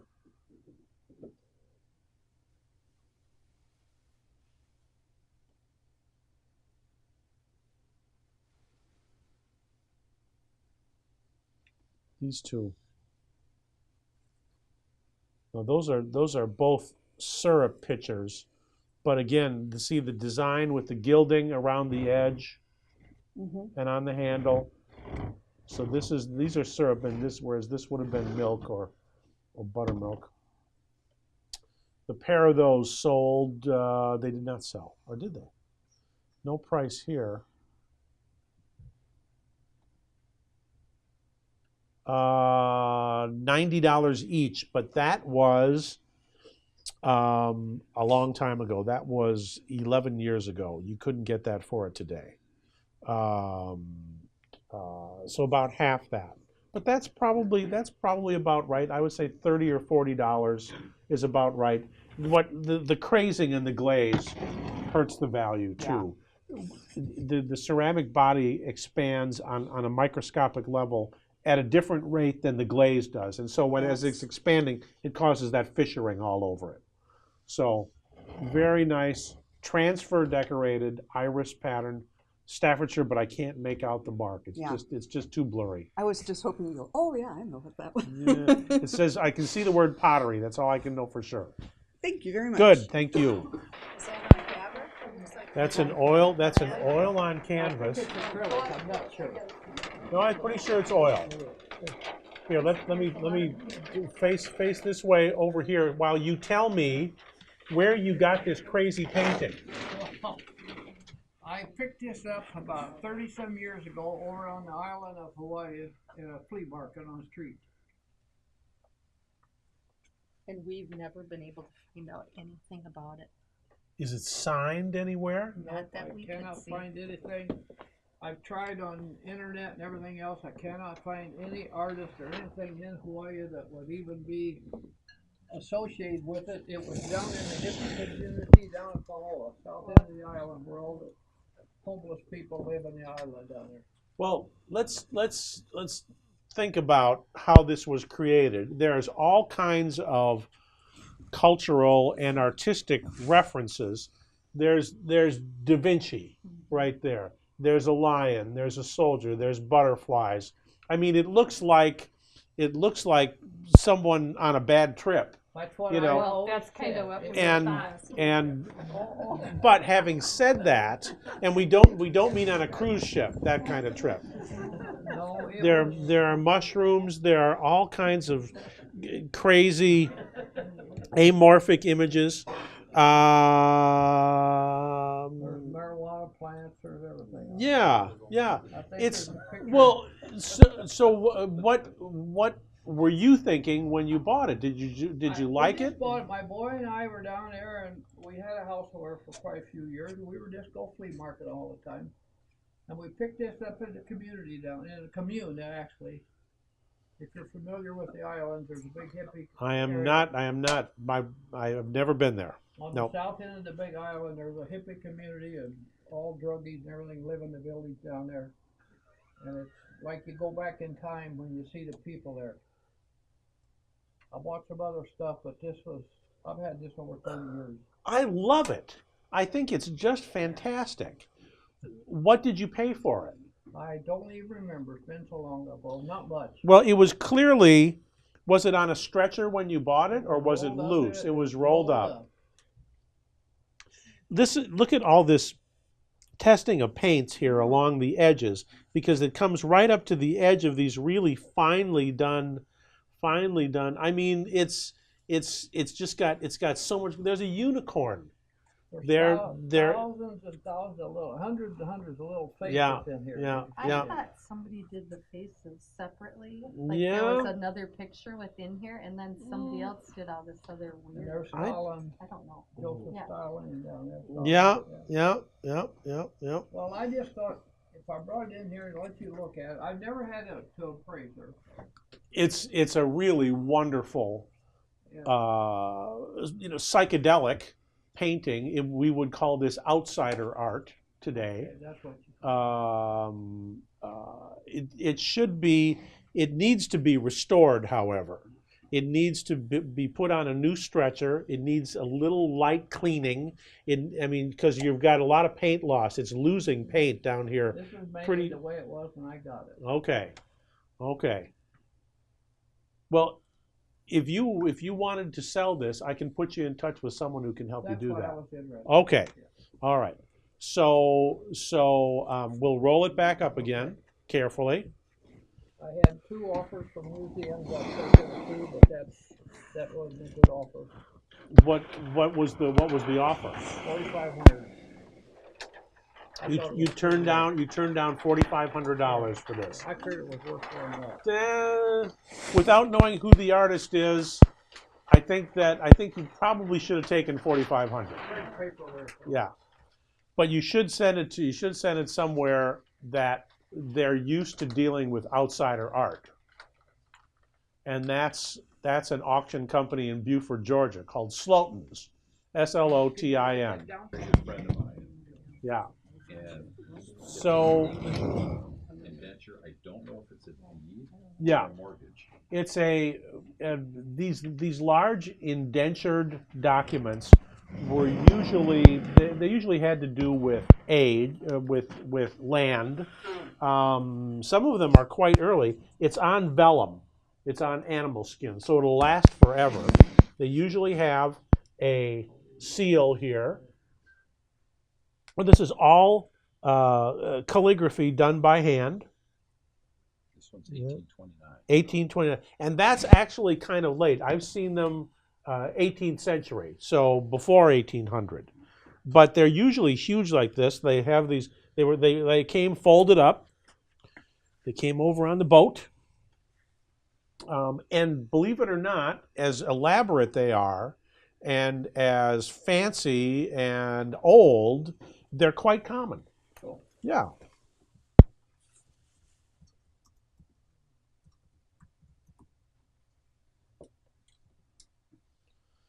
in this database alone, there are almost 600 vellum indenture documents, a lot like this. Here's one right here. This one is from 1674. See? And they all pretty much look alike. They all have this fancy calligraphic decoration. It's on, again, it's on vellum. A lot of times it's in Latin. This looks like it's in, this is in English, okay. And that one sold for 110 bucks. How big was it? So late 17th century, 28 by 31, about the same size. And that one just sold in June. Where? Clearwater, Florida. But because they're on vellum, they will last forever. Here's a nice one. Five antique indentured on vellum from 1650 to 1800. There we go. This indenture. So there it says, this indenture. Just like that one there. 5 of them. And all 5 of them sold for 250 bucks. Okay. So it's beautiful. You know, whatever you're doing, keep doing it. It's in great condition. But they're really, really common. Okay. Okay. I didn't know if it was common or not. Yep. Look at that. So that is in the style of a Tang Dynasty horse, or Tang Dynasty. You probably know that. How did you get this wonderful horse? It's from my grandma. Okay. We don't know anything about it at all. Okay. So Tang Dynasty horses were tomb figures. They were meant to follow the departed into the afterlife. Usually when they come out of the tombs today, sometimes they come out of single graves, sometimes they come out of mass graves, but they're usually in pieces. This one feels like it's bronze. Oh, it's cast iron. So could it have come from like China or Hong Kong? It's not an antique, it's a reproduction. Yeah. Yeah, yeah. So a typical Tang Dynasty horse would not have a raised hoof. All 4 hooves would be on the ground. But, you know, if you dig, I mean, this is going back hundreds and hundreds of years. If you dig up the remains of someone who was buried 50 years ago, you're a grave robber. If you dig up the remains of someone who was buried 2,000 years ago, you're an archaeologist. So time has a way of taking care of that. So what we have is an iron Tang Dynasty horse. I've never seen one in iron. But there it is. Huh. Vintage replica. It might be the same dang horse. It looks like there it is. What is does it show the bottom? No, there he is. 50 bucks. Perfect. Okay. We knew 9.5 by 12. There you go. Okay. And then I have this piece, which comes from another grandmother that I also know nothing about, except I grew up looking at it and I know when she passed. Oh.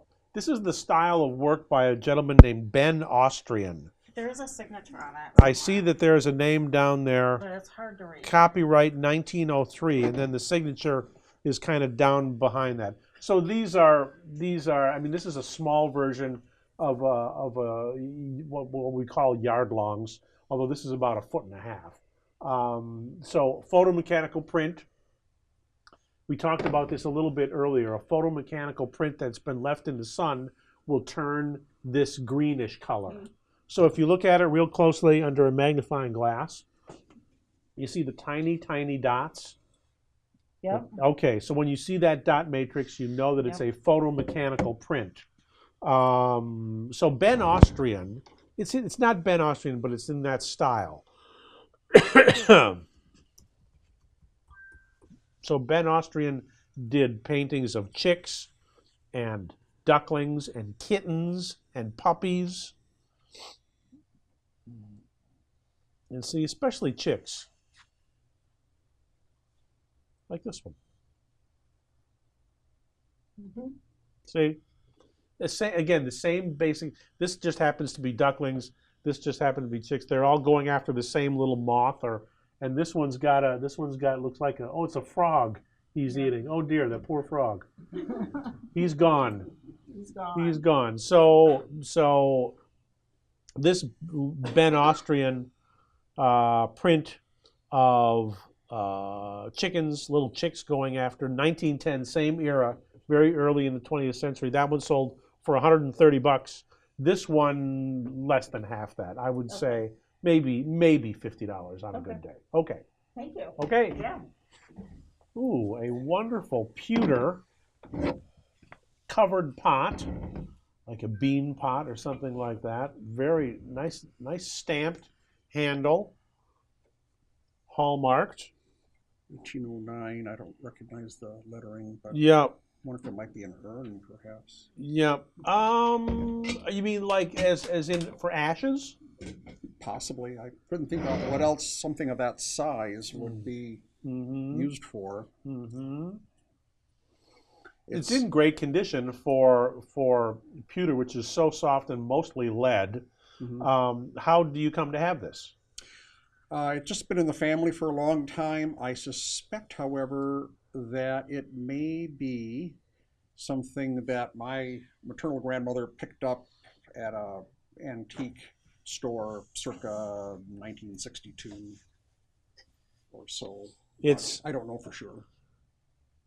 It's in pretty good condition.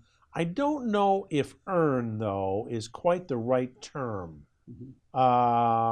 It's got somebody's initials on the front, and I don't recognize them. Yeah. I thought perhaps that might be the initials of the deceased in 1809. Yeah, could be. Assuming that the date is correct. Could be. All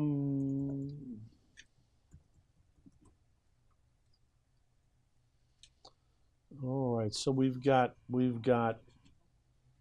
covered vessels and dated, and some of them. Now there's a covered pot. See, I think it would be just called a covered pot. Thought it might be a spittoon, but she wouldn't have a top on it. No, no, but that's a good story. I mean, if you wish to attach that story to this, I will not object. Also common to use spittoons back then. That's true. That's true. And you'd be fortunate if your guests used it instead of putting it on the floor. It's worth mentioning that as lovely as these are, and they were once used for food, they should not. I mean, there's so much lead in these things that they should not be used for any type of food today. Just purely decorative. Yep, nice date on it. But I mean, this could have been a presentation piece that could have been a gift to someone. Let's see. Let's try. Does the stamping indicate anything on the handle there? There's 3 impressions. Right, it's just a hallmark of the manufacturer, and there was a thistle. Yeah, there's a thistle, so I think it's probably Scottish.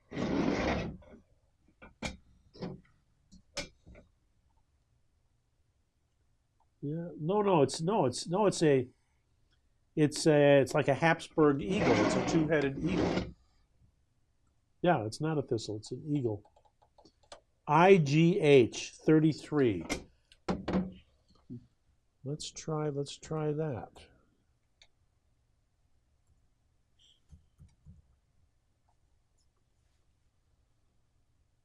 Nope, nothing's coming up for IGH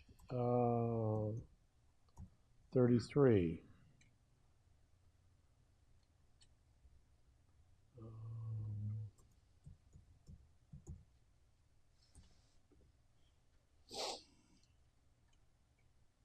Nope. The market for these beautiful covered pieces is still pretty healthy, but it's a country antiques, and so they just don't bring what they did before. Still, 100.5, I would think. It's got a few nicks and dings, but it's a good date on the front, all hand decorated. Yep, I would say 150. I just keep matches in there by the fireplace. Oh yeah, that's a no great food use. or anything. That's a great use for it. Good. Good use Okay. there. The other item I'm bringing in, or items, are just a small, tiny collection of thimbles that came from my family, and I was just curious to know what era or materials they might have been made from. Okay. Well, these are gold, and these are specifically, that's rose gold, and they are usually a pretty low carat, but this is a beautiful landscape design. I don't know if you can see it. Sailboats on a lake and trees. Art Deco? Might be earlier than that. So this is a style, I mean, these are gold, and these should have a carat mark somewhere. They're usually like 10 or 12 carat. But this is a special kind. This is called guilloche decoration. So it's not it's not a style that I usually see on thimbles. So we've got a guilloche thimble. And guilloche refers to a style of enamel that is applied to the piece. Guilloche French, or Yep. the name of a person? No, it's French. It's Guilloche. Here, for instance, this is a pretty good quality guilloche enamel sterling thimble. You can get it to open up. There it is. See, it's layers of enamel that give this iridescent quality. So this is a guilloche enamel, also probably sterling. That one thimble, look at the top of that one and look at the top of this one. Mm-hmm. Can you see the compare? They're identical. See? What era would you guess? Let's see. Yeah, it says it's marked 925. Fine quality guilloche enamel sterling thimble, early 20th century, 100 years ago. Okay. Yeah. $70 for one thimble. When did that sell? 2010. You might not be able to get that for it today. But anyway, it's a guilloche thimble. Okay. Are there any with landscapes? These are all guilloche thimbles. Yeah. Yeah, there's 4 of them. $130 for the set. There's another beautiful one. So we're looking at early 20th. Any idea about the others? No. Just this is late 19th or early 20th century for the gold. Okay. I mean, they would weigh that one. Okay. These are all sterling. These are all silver? sterling. Yeah. What era do you think? The same era. All around, all late 19th. They're all about 120 years old. Okay. Yeah. This one's a little newer. Okay. Fabulous guilloche. Cool. So what do you know about, I mean, talk about choker though. Wow. That is a tiny, tiny little necklace with a wonderful filigree chain. What do you know about this? That was my aunt's, and I think it's about 100 years old. Yep, I absolutely agree. Nice faceted piece of glass.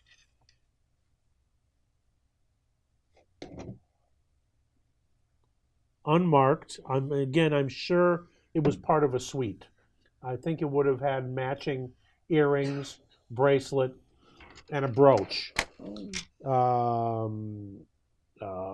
But beautiful faceted glass with a filigree necklace.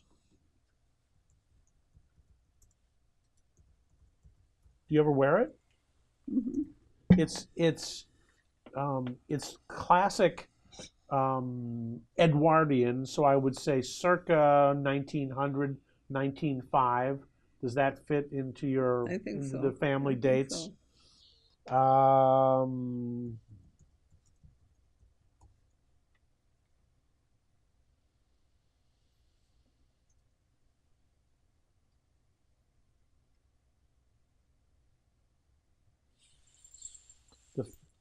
You know, I mean, it's not a precious gem because you can see that you can see right through it. It's just a wonderful piece of faceted glassware, but good quality. Good quality, again, unmarked. So I don't think it's sterling. Absolutely unmarked. Let's see what else we have here.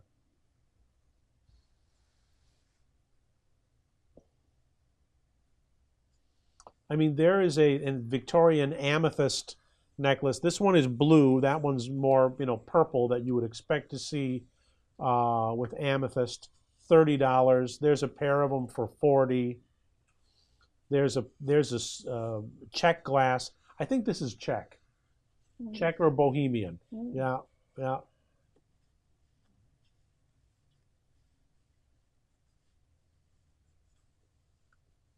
But because it's unmarked, it just makes it a tougher sell today. But it's absolutely in fabulous condition.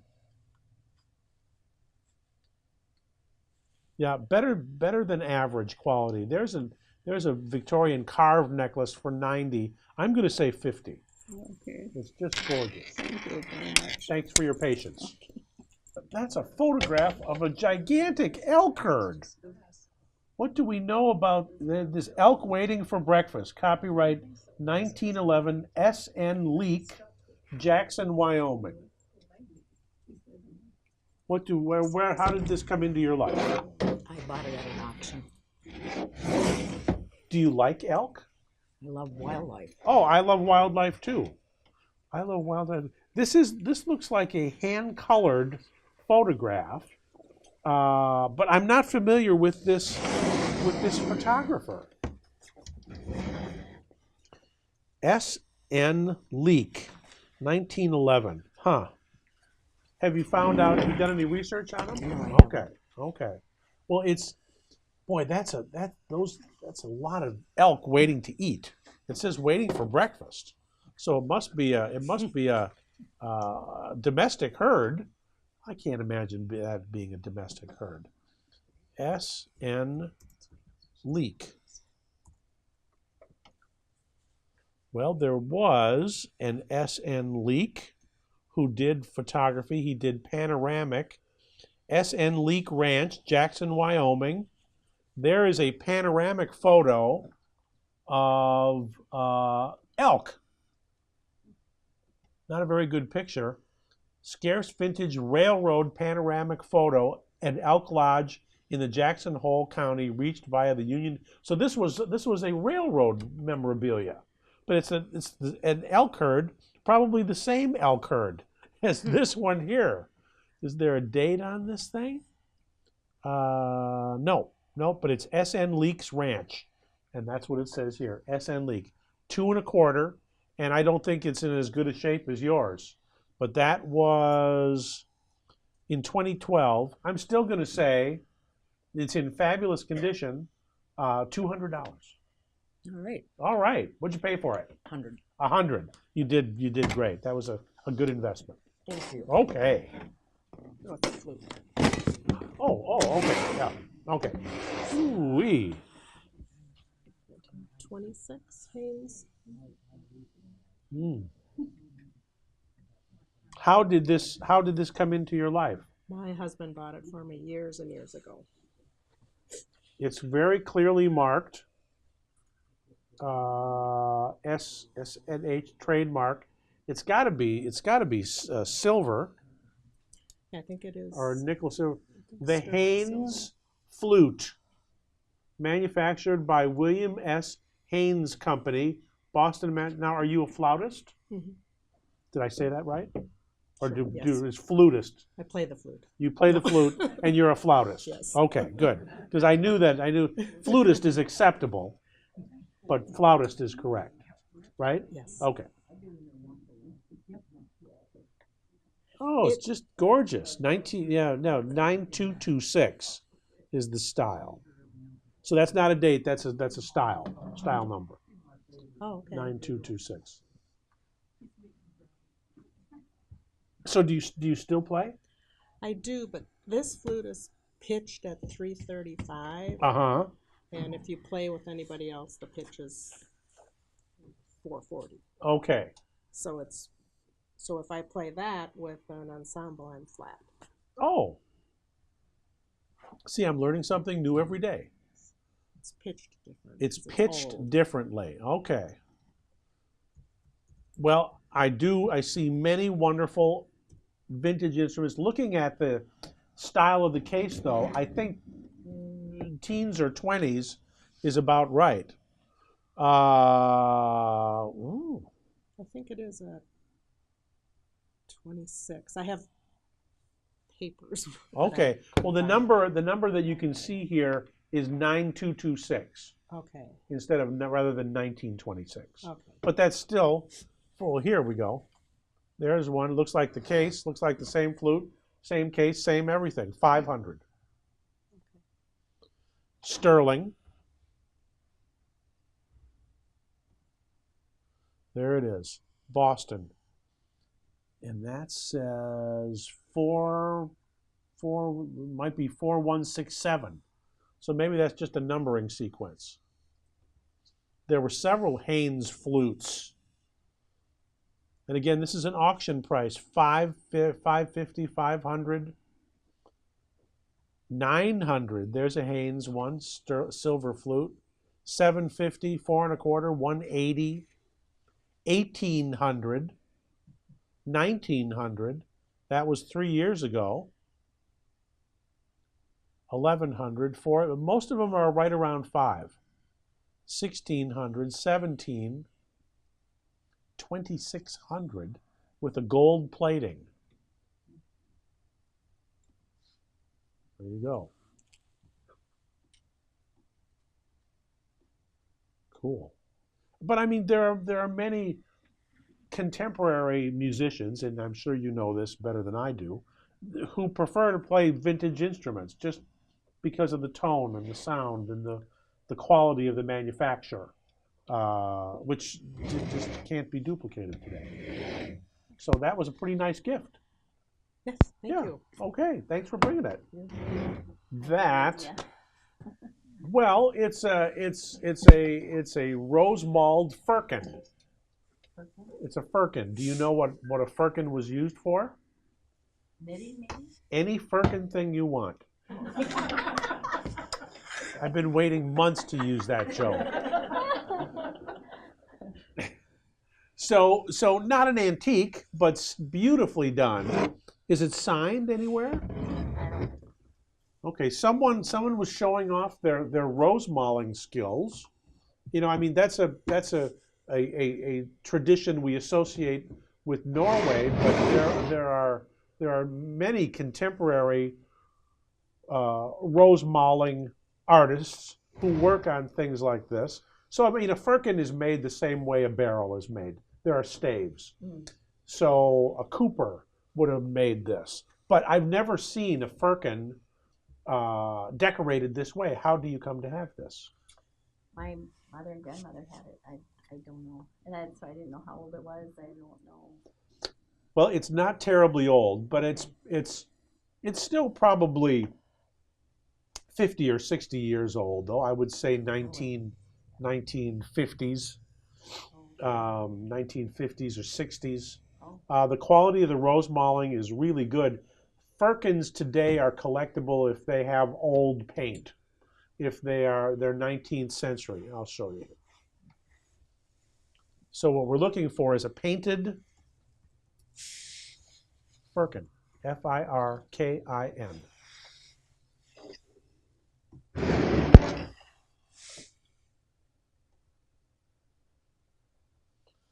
See, and this is tapered. See, there's one in nice old paint. There's one that has some little, again, finger lap stave. Does this have finger lap? It does. There's the finger lap. Right there. Yeah. Yeah. That one sold 19th century. Finger lap firkin. 200. There's a small one, 80. There's one with a little more, Dutch design. A sugar bucket or firkin.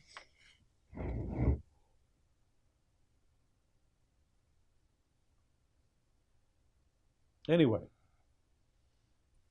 couple hundred, I would think. Yeah, it's wonderful.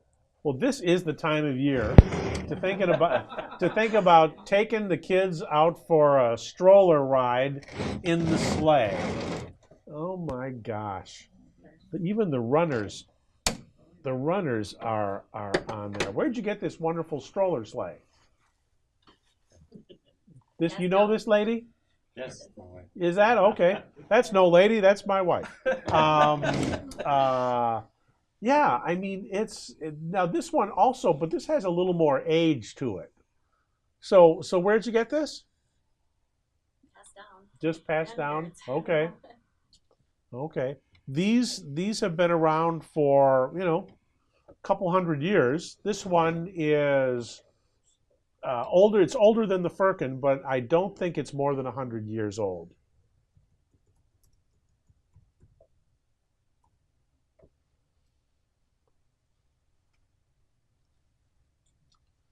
I mean, there's a sleigh stroller. There's one right there. That one has a little bit more wicker design, but you see the design is the same. Today, they basically they use them to display dolls and teddy bears. Do you put our dolls and teddy bears? That was my intention. Yeah, yeah. No, I mean the condition is great. It's also hand painted. I think that the top has been refurbished and the bottom has not been. So I think that this whole piece has been repainted. You can see this has been left untouched. What was that? The pair of those sold for $275. If you saw this in a good antique shop, at $250 to $300 easily. You just don't see them anymore. And the way that they were used, and the time of year when they were used, they took a toll on them. So not a lot of them survive. Yeah, there's a pair of them, $500. Stroller and a sleigh, same basic construction. Yeah, I think 250 is about right. Good. Thanks for bringing it. All right. Thanks, everybody. See you next time.